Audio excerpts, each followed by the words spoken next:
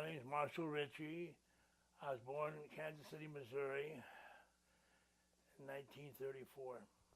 Birthday? October 16th, 1934. Tell me about your family when you were growing up, parents and your siblings. I was adopted. In actuality, I was born in Oklahoma. Yeah. They say my father was an Indian, my mother was Caucasian. That I was adopted, and they took me into Missouri where they did redid my birth certificate to show me that I was born in Kansas City, Missouri. In actuality, I was born in Oklahoma. Mm-hmm. So I never met my real parents. I see. How was your growing up? Good. We moved to California when I was a young guy. We moved to Los Angeles. Mm-hmm. I was raised in Los Angeles, all over the place. We moved from area to area. So. And what school did you go through? I ended up I went to John Muir. John what? John Muir. Muir? John Muir, M-U-I-R, like that famous naturalist. Yeah. John Muir. And then I went to Manual Arts High School. I don't think you want to hear the rest. When did you graduate? That's what you don't want to hear the rest. I got in trouble. What did you do after the high school? I joined the Army. When did you join? November 13, 1951, I joined the Army. So you enlisted, right? Yes. Where did you go to basic training? Fort Ord, California. Uh-huh. Fort Ord, yeah. O-R-D. What kind of training did you receive? Gravel agitator, infantry. Infantry. And what was your specialty? Gravel agitator, rifleman. Rifleman. So tell me about how you end up going to Korean War. When I was transferred from Fort Ord down to Camp Cook to assist the 44th Division in reopening the Camp Cook, which is now Vandenberg Air Base. And from there I stayed about approximately 8 or 9 months, and then I got notified I'm going to Destination Evil. That's the Far East Command. Oh. When was it? I was in 1952.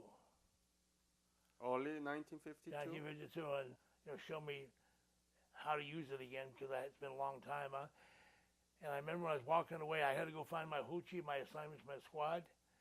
As long as I heard him yell at me, "Hey, wear your helmet at all time and the damn flak jacket. Sleep with him, you understand?" "Yes, sir." Got it loud and clear. And I went down, I found my hoochie, and then I began my reign with Fox Company, 3rd Platoon. I carried the BAI, I learned a lot. I learned to keep my mouth shut and my head down. We did a lot of patrol action, ambush, recon, a lot of listening posts. What we used to do, we used to go out and recon patrols, and the Chinese would move in at night and move the minefields and put them on the roads and the paths we use. So we had to go back and try to move them back again. It was back and forth, huh? That's so stupid, isn't it? Back and forth, day and night. And the patrols went out. We went out, I'd say, mostly on recon patrols. A couple times ambush, we sit out all night in Freezer or Ocollie. So you said Century Valley. Century. It's got a hyphen, Ree Valley. Okay. You might remember Century Valley. Is that near to Punchbowl? Oh, yeah, it's offset with Punchbowl. It's closer to Sandbag Castle. Sandbag Castle. Yes. Okay. Or you can say Bloody Ridge. I guess they all tie together. Sandbag Castle was held by King Company. I was at Fox Company, and that's the closest held MLR they had in Korea. There was 30 to 50 yards between trenches. So we would run up our flag, they'd shoot it down, then they'd run up their flag, we'd shoot that flag down. Anyway, this goes on daily. Over there, you really had to keep your head down because they had snipers there at all times. And we learned when you go down to use the defecate, make sure you have your helmet with you, everything, because it can save your life. Because usually when you go to, somehow they know you're going down and they send in incoming mail. And were there any discrimination because you were Indian? No. Not at all? No, not at all. Okay, good. They got me down as Caucasian. Nobody knows it. I didn't know I was adopted. I came back from Korea. Oh, I see. I always knew something was wrong. My dad was small, but like I said, then when I found out, and then I found out my father actually went to prison or something. That's all I know. And then my mother was Caucasian. And I have two sisters, one older and one younger, but I never bothered to look for them. What was the most difficult thing during your service in Korea? Keeping my head down. When you go up and down the trenches, they have snipers out there too, and the only thing I think is stay alive and keep warm. I got there the winter. That was the coldest winter in 1952, and it was so freaking cold. And you're sitting out there and you do everything to keep warm, huh? And like I said, that's the thing is keep your head down and stay warm. What about the soft side of your service? Where did you sleep? What did you eat? Well, we had hoochies. We had what we call hoochies. We usually had 3 or 4 guys on a hoochie, and we used. What is it? Hoochie is like a small cave you build out of sandbags into the hill. It's called a hoochie. Mm-hmm. And inside you maybe set yourselves. You have 3 or 4 bunks inside there, and your sandbags so in case incoming mail comes in, you don't get blown to bits, huh? So you didn't have tent, but you sleep in the sleeping bag? They had sleeping bags, but I never took my boots off. Only to think, because I don't want to get caught with my boots off if we get attacked. Yeah. And a lot of times they do like the turkey shoot on us. They start screaming like they're going to come up and attack us, and we have full alert. We start firing down on them, and anyway, that went on for off and on. Then we had what they call these large searchlights, and sometimes they turn the searchlights on and they hit the clouds, and it goes down to, and you see the end, and we just open up on them. I mean, you can imagine that it hits the clouds and then deflects off the cloud down, and just like daylight, and we just. You were not afraid or not scared? I was scared all the time. All the time? All the time. I've been on several patrols where I guess I was no more than 15, 20 feet in, and they're trying to draw our fire, and I'm laying there. I peed my pants, for God's sake. They're walking down the road talking in Chinese, and I don't understand them, but they're trying to do that on purpose. They want to draw our fire. And I was told, I'm a BAR man, I'm automatic weapon, and if I open fire, I'm the first one to go. So that's when you say a few prayers. Dear God, if you get me out of here, I promise I'll go to church every Sunday. But you know what I mean. Do you have a nightmare? No. You don't have PTSD? No, I have no nightmares, no.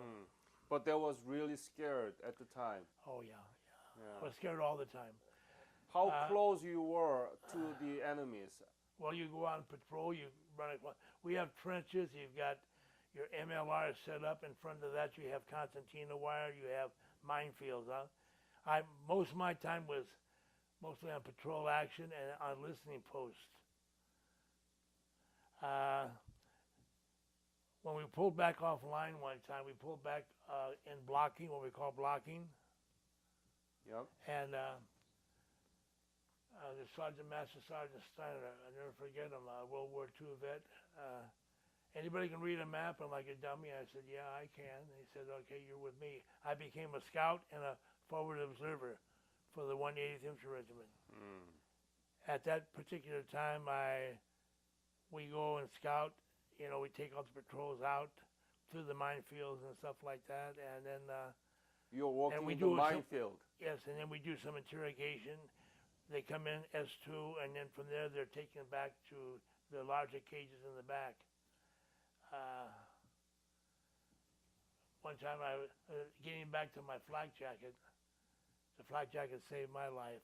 We had incoming mail come in. I was blown out of the trench, and the back of my flak jacket was all completely ripped. So it saved my life. I mean, I didn't get any shrapnel, just my ears, like, you know, it picked me up near and threw me. But my whole back, I had to get a new flak jacket. It was all ripped. So it did save my life. What the sergeant told me, sleep with it, eat with it, never take it. Well, it saved my life, so. Mm-hmm. Um, have you ever imagined that you're going to be a country you never knew before, right? Korea, you never knew, right? I knew about after I got in the service, and we all knew about Korea. They were sending people to Germany and Korea. But have you ever imagined that you're going to a country and fight there? Well, when I joined the army, I figured I'd go. I mean, that's why I volunteered. You know, I'm an RA, regular Army, so I figured sooner or later I'd be going. Did you stay at that MLR all the time? No. We move around, especially when I went to the Intelligence Recon Platoon. I remember I was a forward observer for the 19th BCT and the 14th BCT from the Philippines. And that's where I got my first taste of Filipino food. And those are good soldiers. I mean, they go out like with 20 men on patrol. I take them out through the minefield, and they go out for days, maybe 1 or 2 days. Then they come back. They always bring back their wounded, and they bring back anybody that's been shot, and they bring back a prisoner. So they were very courageous. They're damn good soldiers. Damn good soldiers. Mm-hmm. What did you eat? Sea rations, and by and by I'm going to give you what they call a P-38. I got one for you. I already gave him one. What is P-38? You want me to show you one? Yeah. This is called a P-38. Okay. Later on, we have the P-51. I have one for you, and this is for you, sir. Where did you get it? Oh, I bought them. I gave everybody for Christmas. Oh. Yeah, there's not. People get a bang out of that because we all use it.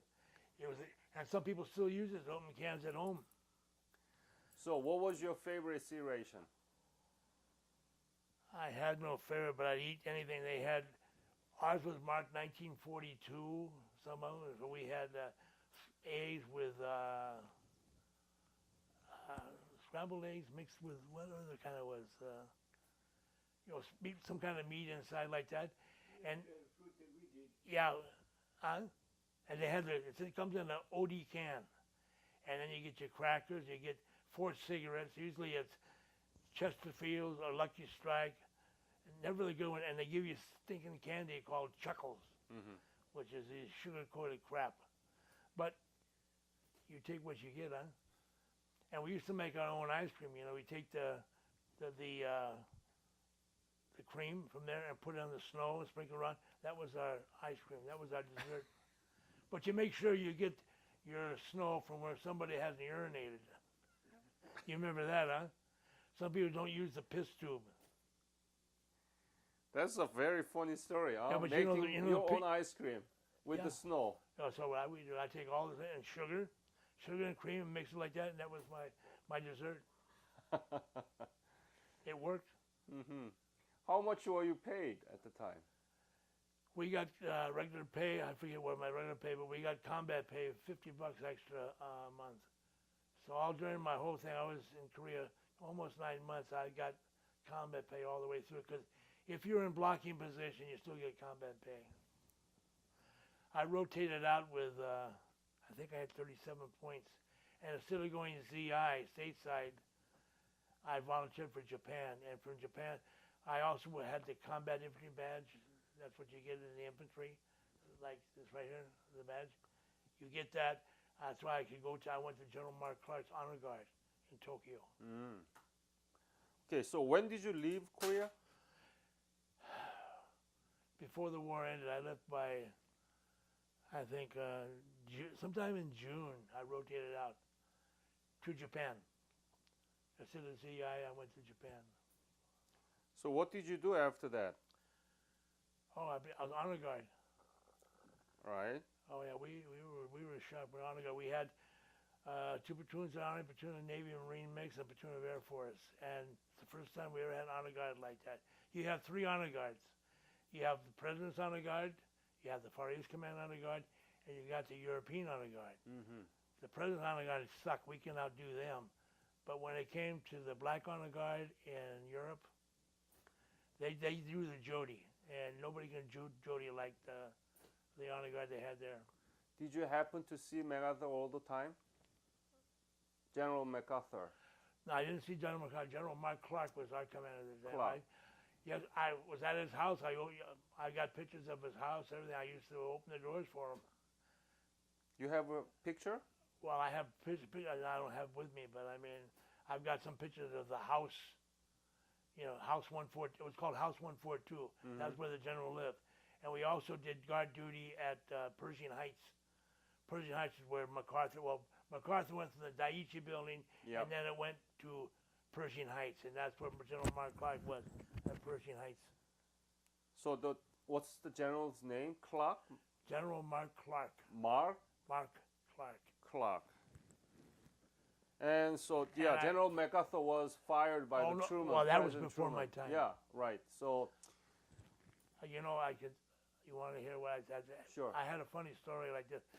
I had a hangover, and you know, when you come on duty, we wear these clothes, the zippers and everything. Our clothes are all tailor-made. And we sit down, we take our pants down and sit down so they don't wrinkle too much and all that. But to make the story short, we have these, like I'm at his front door at the Porte Cochure, and it's about 2 o'clock in the morning, and I got a hangover. I just lean back in the door. All of a sudden, I feel someone push it. That was General Mark Clark in his house room, taking his dog out for shishi. And I said, I'm dead. I'm going to be court-martialed. I'm going to be shot. He patted me on the back and said, good morning, son. How are you?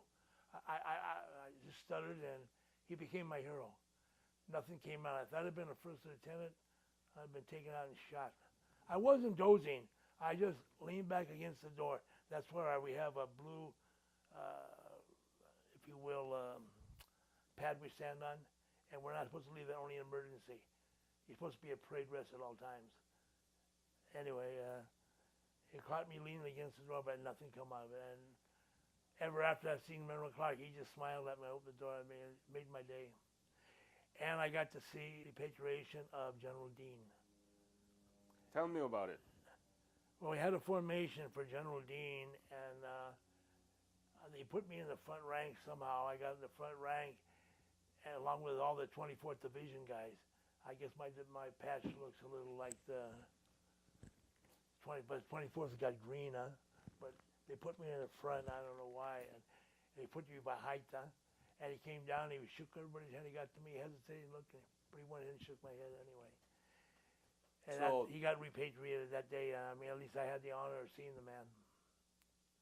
I think from there, General Dean went back to California and took over the 6th Army, I think, at Fort Ord. So they treat General Dean well for his repatriation. Oh, when he came back, yeah, he was. I think he got promoted to Lieutenant General, and that's how he retired. He became Lieutenant General then. That's 3 stars. He was he was captured, and he was a Major General then, division. So when were you discharged from the Army? 1955.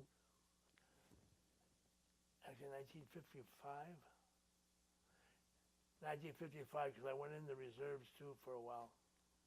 I transferred into the reserves and became the acting first sergeant. What did you do after you were done with the military? I drove an ambulance. Huh? I drove an ambulance. I drove an ambulance. I worked at Douglas Aircraft. I drove a yellow cab. I worked for Security Walworth. I was a sheriff, worked for the Sheriff's Department for a while. A jack of all trades, a master of none. I drove an ambulance for 3 years in L.A. before coming to Hawaii. Have you been back to Korea? No, I'm looking forward to it. I'm supposed to schedule to go April. I think April next. Well, my wife wanted to go, and I really didn't want to go, but then... Why you want to go back? I really didn't want to go back. Why you don't want? I don't know, but It's built up. They said they got freeways. It's amazing what they've done. And even the people I talk to from South Korea, like the guys I talk to, like Mr. Shin, they come and they say, thank you for saving our country. It's sort of nice to have somebody say thank you. Not used to that. It's always yes sir, yes sir, yes sir. Don't you think you deserve that because you fought for us and we are now Yeah, very... but the people went through hell too, man. They went through a lot. And the families go through a lot too. I mean, everybody, was involved in that kind of war. I mean, just... Were you wounded? No, I didn't. As I say, the only time I got blown out of the trench, But you had a... But I didn't. You got to draw blood. You have to draw blood to be get a Purple Heart. And like I said, it tore the whole my flak flak jacket was all torn up. They issued us what they call Mickey Mouse boots. Mickey Mouse boots. And I only had 2 pairs of socks. I carry one under here and the other I wear all the time. And I don't take my boots off. And you say you go on patrol. For the first 10, 15 minutes, you're sweating like hell. Then you go out somewhere and you sit for an ambush. You sit for 3 hours, and your feet are in that water. Then you come back and try it. Well, anyway, you can imagine what happens to your feet. Well, look at my feet. What is Korea to you now? Well, hopefully, like I say, it's a free, thriving country. I'm just glad we had something to do with it. I mean, they're living, they're free. To me, that's the main thing. I mean, I don't know how the people in North Korea can live like that. I guess that's terrible where they live. I mean, I've seen some pictures and that from the camps up there in North Korea, and it's terrible what they do to the civilian population. I wear this all the time for advertising for our organization here. And if you want, I can show you this here. This is AFI. Mm-hmm. This is where I went in Japan to AFI, General Mark Clark's honor guide. Mm-hmm. This here is the first cav where I went up, tried to learn to ski, Hokkaido. I was stationed at Shitoshi too, and I was stationed with the 7th Cav. 7th Cav is General Custer's old regiment. And every time you salute an officer, you don't say good afternoon, you say Gary on. And over here was the 45th, and this is the 180th, and this is 8th Army. Mm-hmm. And this is what the CIB looks like. CIB? Combat Infantryman badge. Look at it like that. Hold it. Marshal, thank you so much.